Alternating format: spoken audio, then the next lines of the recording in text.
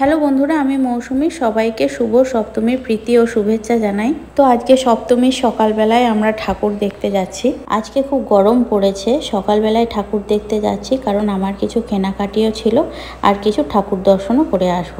তো আমরা এখানে জুতোর দোকানে ঢুকেছিলাম কারণ বেবি হওয়ার পর ওয়েট গেন হয়েছে এবং এই সময় আমি ফ্ল্যাট জুতো ছাড়া আর কিছুই পরতে পারছি না। জুতোটা ভালো হওয়া খুবই দরকার কারণ এই পুজোতে হেঁটে হেঁটে ঠাকুর দেখতে গেলে পায়ে খুব ব্যথা করে, তাই জন্য ফ্ল্যাট হিলই আমি প্রেফার করি।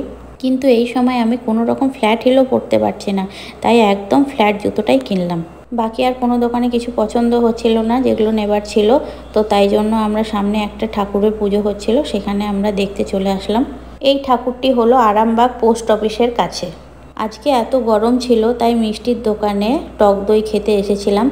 এই গরমে টক দই খাওয়া খুবই উপকারী, আর বাড়ির জন্য নিয়ে নিলাম। এরপর আমরা টোটোয় করে বাড়ি যাচ্ছি, আর বাড়ি যাওয়ার পথে টোটোয় করে যেতে যেতেই আর একটা পুজো মণ্ডপের ঠাকুর দর্শন করে নিলাম। এটা আরামবাগের দৌলতপুরের ঠাকুর। তারপর বাড়ি আসার পথে আমাদের বাড়ির কাছে একটি ঠাকুর হয়েছিল, সেই ঠাকুরটিকে দর্শন করে বাড়ি চলে আসলাম। তো এই ছিল মহাসপ্তমীর সকালবেলায় ছোট্ট একটি মিনি ব্লগ। আশা করি আপনাদের ভালো লেগেছে। Thanks for watching guys, by.